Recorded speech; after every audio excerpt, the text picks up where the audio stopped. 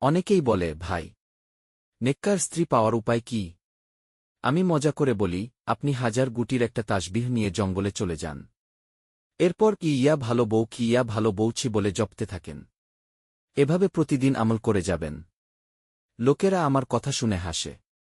আসলে নেককার স্ত্রী পাওয়া কিংবা না পাওয়া দুটোই তাকদিরের বিষয়। আল্লাহ যা সেটআপ করে রাখছেন সেটাই হবে।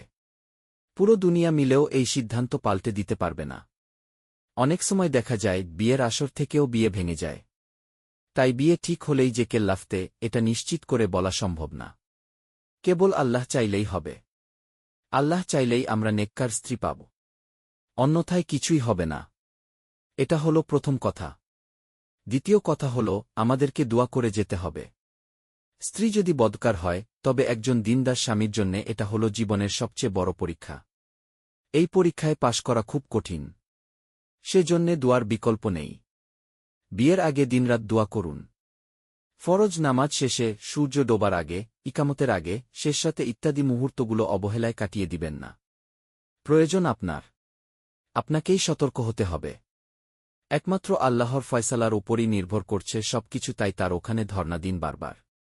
তাকে মনের কথা খুলে বলুন। তিনি সবই জানেন, এরপরও তিনি চান যে আমরা যেন তার কাছে দোয়া করি। নিজের মনের কথা খুলে বলি। এতে তিনি খুশি হন। আর না চাইলে বেজার হন। তাই তার দরবারে পড়ে থাকার কোনো বিকল্প নেই। বিয়ের কথা ওঠার সাথে সাথেই এই ব্যাপারে সতর্ক হতে হবে। বিসিএস পাওয়ার জন্যে কত মানুষ কত স্যাক্রিফাইস করে। দিনরাত পড়াশোনা করে। নিজের সুখ কুরবান করে দেয় এই চাকরির পেছনে। জীবনটা তামাতামা করে ফেলে। একজন দিনদার স্ত্রী কি বিসিএসের চেয়েও দামি নয়? অবশ্যই। নেককার স্ত্রী হল পৃথিবীর শ্রেষ্ঠ সম্পদ। এই সম্পদ কি বিনা পরিশ্রমে অর্জন করে নিতে চান? পরিশ্রম করুন। অবশ্য হাড় ভাঙা খাটুনির দরকার নেই। জাস্ট ইবাদতের মাত্রাটা বাড়িয়ে দিতে হবে। আল্লাহর দরবারে কান্নাকাটি করতে হবে নিয়মিত। সময় পেলেই গোপনে কেঁদে উঠবেন হাত উঠিয়ে। ফকিরের মতো মহান প্রভুর কাছে ভিক্ষা চাইবেন। নাছোড় বান্দা শিশুর মতো চাইতেই থাকবেন। আপনি চাইতে চাইতে ক্লান্ত হয়ে যেতে পারেন। কিন্তু যেই সত্তার কাছে চাচ্ছেন তিনি কখনো দিতে দিতে ক্লান্ত হন না। সুবহানাল্লাহ! তার দয়া অসীম। সেই অসীম দয়ার মুখাপেক্ষী আপনি। তাই চাইতেই থাকুন। হাল ছেড়ে দেবেন না। আপনি যেমনটা ধারণা করবেন আল্লাহকে ঠিক তেমন হিসেবেই পাবেন। তাই বিশ্বাস রাখুন আল্লাহর ওপর।